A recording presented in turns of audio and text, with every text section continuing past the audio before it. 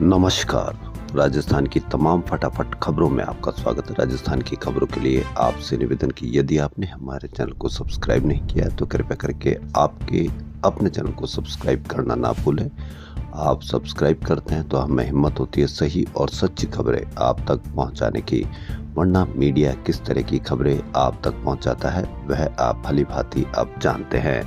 Media में कोई दूसरा एजेंडा चलाया जा रहा है जिसका आपकी समस्याओं से कोई लेना देना नहीं है। न ही कोई मीडिया आपकी समस्याओं को बताता है। मीडिया में बेरोजगारी की कोई खबर नहीं, मीडिया में महंगाई की कोई खबर नहीं, मीडिया में यदि आप कोई खबर भी देना चाहे तो कोई खबर नहीं, मीडिया में 1 साल से किसान धरने पर बैठे प्रदर्शन कर रहे कोई खबर नहीं। इसलिए मीडिया पर अब किस तरह से आप देखते हैं खबरों को, इस पर आप अवश्य कमेंट करें। तो क्या है आज की बड़ी खबर? जी हाँ, ट्रंप अमेरिका के 47वें राष्ट्रपति बने। जी हाँ, ट्रंप ने शपथ ली। ट्रंप के 9 बड़े फैसले, उनमें पहला प्रवासियों को खदेड़ेंगे, पनामा नहर को वापस लेंगे। 9 बड़े फैसले जिनमें एनर्जी इमरजेंसी, अमेरिका ऊर्जा पर फोकस किया जाएगा। पहली बार ये फैसला किया गया। अवैध प्रवासी, इनकी एंट्री बंद कर दी गई क्योंकि 2024 में अमेरिका में 1.10 करोड़ अवैध अप्रवासी थे। मैक्सिको बॉर्डर सील, सेना तैनात होगी। ट्रांसजेंडर सिस्टम खत्म, पुरुष महिला ही। ऑटोमोबाइल इंडस्ट्रीज को बचाने का प्लान। ड्रग माफिया विदेशी आतंकी कहलाएंगे। गल्फ ऑफ मैक्सिको इसका नाम बदला गया। पनामा नहर, चीन का आधिपत्य खत्म करेंगे। देशों पर टैरिफ अमेरिका को समृद्ध करेंगे क्योंकि कनाडा, मैक्सिको, चीन जैसे देश अमेरिकी उत्पादों पर ज्यादा टैरिफ लगाते हैं। जवाब में टैरिफ से अमेरिका को 86.45 लाख करोड़ राजस्व मिलेगा। जेडी वेंस ने अमेरिका के उपराष्ट्रपति पद की शपथ ली। उनकी भारतवंशी पत्नी उषा बाइबल लेकर खड़ी रही। जी हाँ, उषा ने बाइबल लेकर खड़ी रही। अब बढ़ते हैं राजस्थान की खबरों की ओर। राजस्थान विधानसभा अध्यक्ष वासुदेव देवनानी की सोमवार सुबह पटना में पीठासीन अधिकारी सम्मेलन में तबीयत बिगड़ गई। सीने में दर्द व सांस लेने की तकलीफ होने पर उन्हें सुबह 10 बजे पटना के इंदिरा गांधी हृदय रोग संस्थान में भर्ती कराया गया। यहाँ 2 बार ट्रॉप टी, इको, 5 बार ईसीजी, HRCT की गई। जांच में हार्ट अटैक की पुष्टि नहीं हुई। इसी के बाद 7.5 घंटे भर्ती रहने के बाद एयर एम्बुलेंस से जयपुर लाए गए। वहीं ठिमाऊ बड़ी निवासी रेजिमेंट में कार्यरत हवलदार सतीश पुत्र बुद्धराज स्वामी, जी हाँ, चूरू के हवलदार सतीश जम्मू कश्मीर में शहीद हुए। हवलदार सतीश गोरखा रेजिमेंट में जम्मू कश्मीर के द्रास सेक्टर में तैनात थे, जहां पर वे शहीद हुए। श्री गंगानगर की ये खबर, अनूपगढ़ के केंद्रीय बस स्टैंड के सामने सोमवार को बैंक ऑफ इंडिया की अधीन नई इमारत में हादसा हो गया। बैंक भवन में लॉकर का दरवाजा फिट करने के दौरान एक श्रमिक गंभीर रूप से घायल हो गया। बैंक के लॉकर का 2 टन वजनी दरवाजा श्रमिक पर गिरा, गर्दन की हड्डी टूटी, कोमा में किया गया रेफर। राजस्थान कर्मचारी चयन बोर्ड की भर्ती परीक्षाओं के लिए पुरुष अभ्यर्थियों के ड्रेस कोड में बदलाव किया गया। बोर्ड की भर्ती परीक्षाओं में पुरुष अभ्यर्थी कुर्ता पायजामा पहनकर बैठ सकेंगे, लेकिन मेटल की जिप यानी चैन और बटन पर पूरी तरह से प्रतिबंध रहेगा। नकल के और भी कई उपाय होते हैं और नकल और भी कई तरीके से की जाती है। जहां से पेपर ही लीक हो जाते हैं, वहां पर किस तरह की पाबंदियां लगाई जाएगी उस पर भी अवश्य बताना चाहिए, क्योंकि ज्यादातर जब भी पेपर लीक हुए तो वहीं से ही पेपर लीक होने की खबर आती है। इस तरह की पाबंदियां लगाने से क्या उचित है, क्या अनुचित, इस पर भी आप अवश्य कमेंट करें। MNIT गर्ल्स हॉस्टल की 6ठी मंजिल से कूदी छात्रा दिव्या राज की रविवार देर रात मौत हो गई। छात्रा के पास माता पिता और बहन के नाम 16 लाइन का एक पत्र मिला। आखिरी खत, सबसे ज्यादा खुश बचपन में थी या नींद में, इसलिए नींद में जा रही हूँ।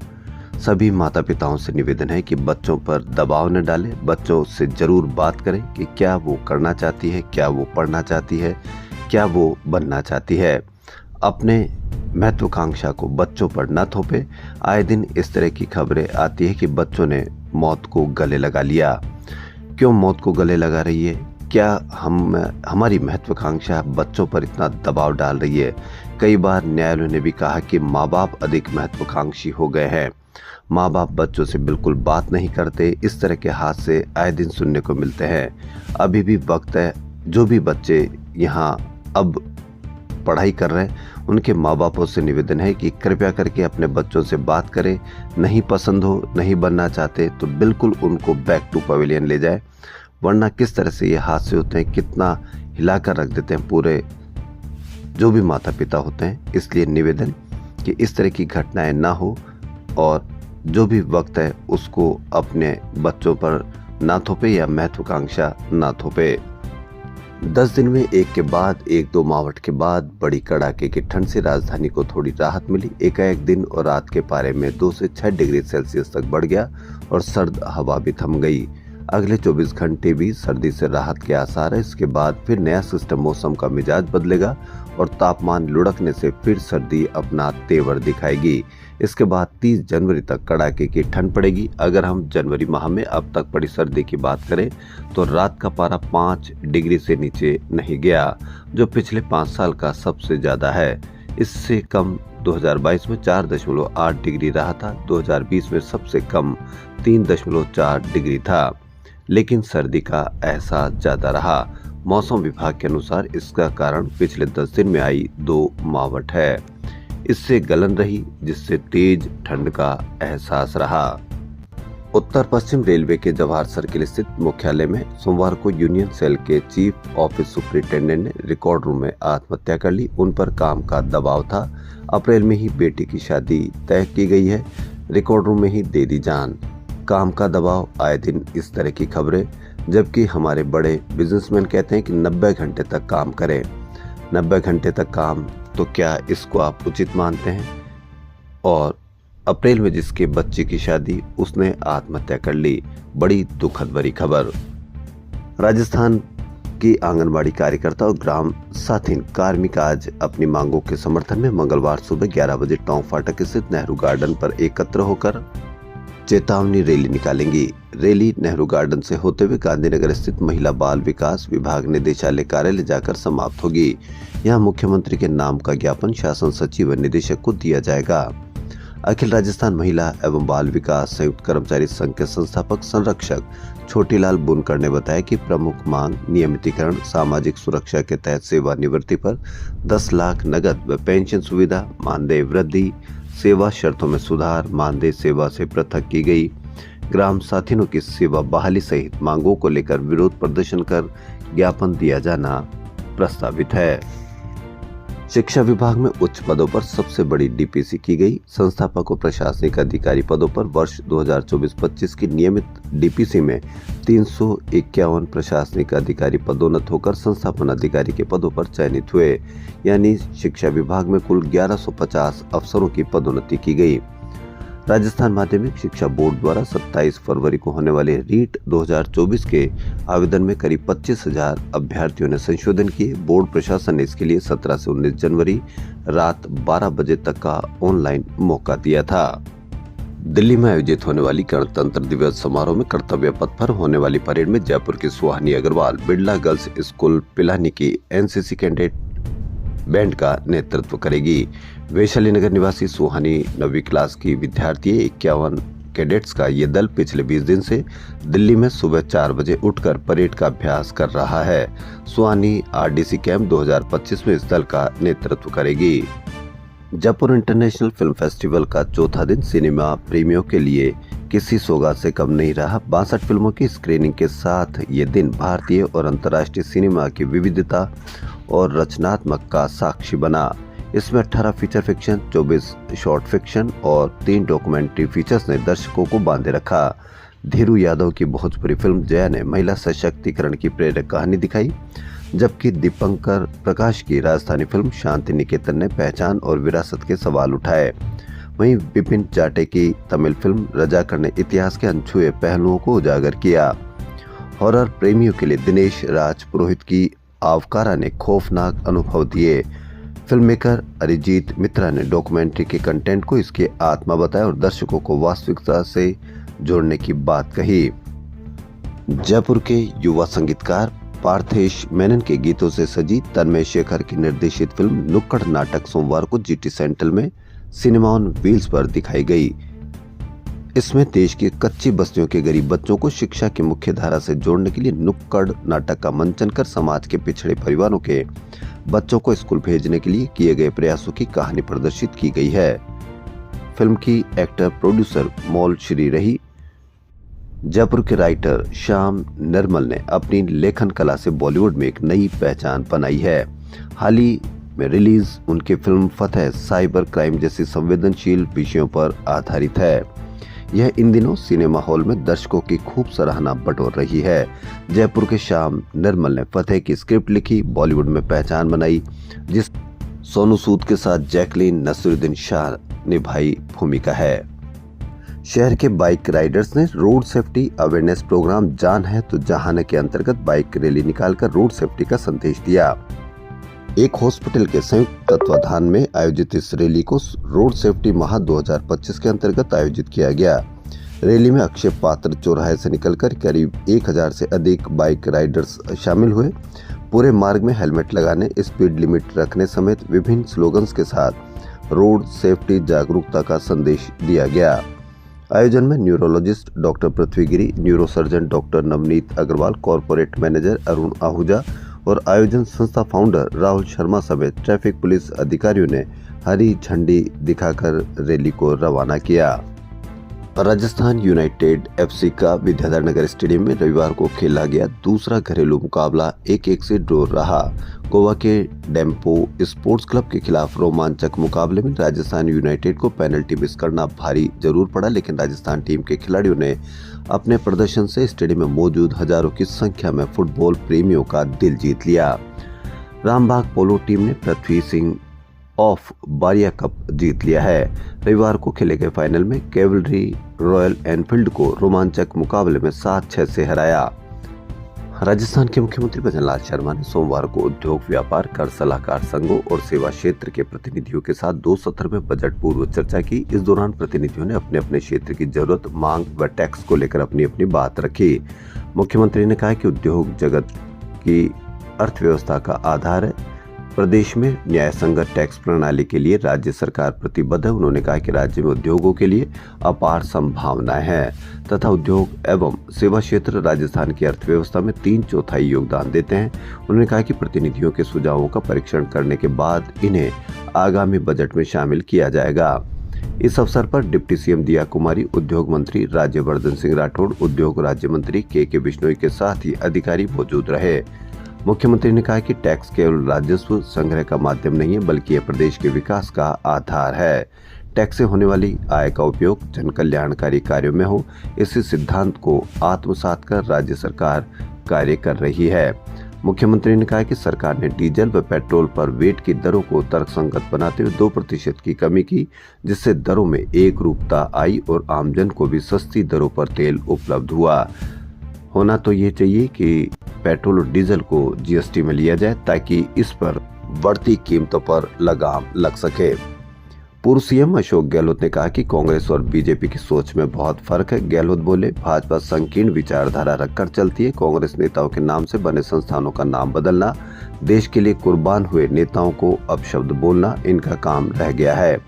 वहीं कांग्रेस बड़ा दिल रखने वाली पार्टी है। कांग्रेस की विचारधारा भारतवर्ष की विचारधारा है जो सह अस्तित्व में विश्वास करती है। जो लोग कांग्रेस की यात्रा में कभी न कभी साथ रहे और योगदान दिया, उनको पार्टी संगठन छोड़ने या विचारधारा बदलने के बाद भी सम्मान देती है। वह नेहरू गांधी परिवार है जिसने राजीव गांधी की हत्या करने वाले तक को उनके बच्चों के भविष्य के खातिर माफी दे दी। इंदिरा गांधी और राजीव गांधी की हत्या का गहरा जख्म हर कांग्रेसी के दिल में, फिर भी यह गांधी नेहरू परिवार कभी किसी से भी द्वेष नहीं रखता है। जो काम नहीं करता उसका मुंह काला करके रवाना कर दो, ये कहना है समीवर्ती पंचायत मालप में राजस्थान सरकार के जनजातीय क्षेत्र विकास एवं गृह रक्षा विभाग मंत्री बाबूलाल खराड़ी का। जी हां, बाबूलाल खराड़ी दौरे पर रहे। मंत्री खराड़ी ने पंचायत मालप के नवीन भवन का उद्घाटन के समय यह विवादित बयान दिया। खराड़ी ने उपस्थित लोगों से कहा कि लोग वोट के समय आपके सामने आते हैं और हाथ जोड़कर कहते हैं कि हम आपके विकास के लिए तैयार हैं, लेकिन जीतने के बाद कोई काम नहीं करवाते। ऐसे लोगों की बातों में नहीं आना चाहिए। जो काम नहीं करता उसका मुंह काला करके रवाना कर दो। छबड़ा विधायक व पूर्व मंत्री प्रताप सिंह सिंघवी ने कहा कि राजनीतिक विद्वेष के चलते उन्हें व उनके परिवार को बदनाम किया जा रहा है। उन्होंने कहा कि छबड़ा चीपा बड़ौद के सभी लोग मेरे अपने, इन्हें मैं अपना परिवार मानता हूं। मेरे मन में कभी भी किसी के प्रति दुर्भावना या द्वेष नहीं रहा। इसी का नतीजा है कि क्षेत्र के लोगों का विश्वास व भरोसा मुझ पर निरंतर बना हुआ है। सिंघवी ने कहा कि कुछ लोगों का यह आत्मीयता रास नहीं आ रही। ये लोग इसमें सेंध लगाने के लिए राजनीतिक षड्यंत्र करते रहते हैं। हाल ही में हुए घटनाक्रम इसी कड़ी का एक हिस्सा है। गणतंत्र दिवस से पहले विधानसभा को तिरंगे रंग से विशेष तरह से सजाया गया है। विधानसभा का गुंबद अब राष्ट्रीय ध्वज के रंग में रंगा दिखाई देगा। सोमवार रात को यह गुंबद आकर्षण का केंद्र बन गया। लोग इसे निहारने उमड़े। 3 रंगों से सजी विधानसभा की इमारत को 26 जनवरी के विशेष दिन के लिए तैयार किया गया है। वही विधानसभा के भवन के ठीक पास बनाए गए राजस्थान के पहले कॉन्स्टिट्यूशन क्लब का उद्घाटन अगले 15 दिन में होगा। हालांकि फाइनल तिथि तय नहीं है। पहले इस क्लब का उद्घाटन 21 जनवरी को प्रस्तावित था। ये क्लब अशोक गहलोत की सरकार में बनकर तैयार हो गया था। गहलोत सरकार में विधायक आवासों के साथ इस क्लब का उद्घाटन किया जाना था।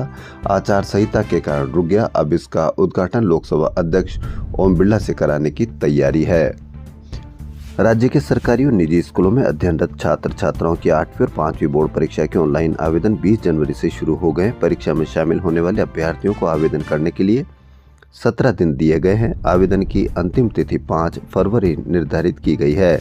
समस्त सरकारी और निजी स्कूलों सहित संस्कृत विद्यालय एवं मदरसों के संस्था प्रधान शाला दर्पण पोर्टल के जरिए नियमित विद्यार्थियों के ऑनलाइन आवेदन कर सकेंगे। चयन बोर्ड द्वारा लिपिक ग्रेड 2 कनिष्ठ सहायक संयुक्त सीधी भर्ती परीक्षा 2024 के सेकंड चरण में टंकण गति और दक्षता परीक्षण मंगलवार से शुरू होगा। 25 नवंबर को इसका परिणाम घोषित किया गया था। परीक्षा के भाग सेकंड यानी टंकण गति और दक्षता परीक्षण के लिए पात्र अभ्यर्थियों की सूची जारी की गई थी। सूची में शामिल अभ्यर्थियों को ही इस चरण में भाग लेना है। सरकार महात्मा गांधी अंग्रेजी मीडियम स्कूलों की नए सिरे से समीक्षा करा रही है। इसके लिए गठित कमेटी स्कूलों की रिपोर्ट के आधार पर इन स्कूलों के भविष्य का फैसला करेगी। हालांकि यह तय है कि सभी स्कूल बंद नहीं होंगे, लेकिन हाल ही में हिंदी मीडियम स्कूलों को जिस तरह से मर्ज किया गया वैसे ही इन स्कूलों को भी मर्ज किया जाएगा और जिन स्कूलों की स्थिति बेहद खराब है उन्हें बंद किया जा सकता है। सीकर जिले में भी महात्मा गांधी स्कूलों की हालत खराब है, जबकि बीकानेर जहां माध्यमिक शिक्षा निदेशालय वहां भी स्कूलों की स्थिति ठीक नहीं है। तो स्कूलों की स्थिति ठीक नहीं है तो उस स्कूलों की स्थिति को ठीक करने के लिए कमेटी बनाई जानी चाहिए, ना कि उन स्कूलों को बंद ही कर दिया जाना चाहिए।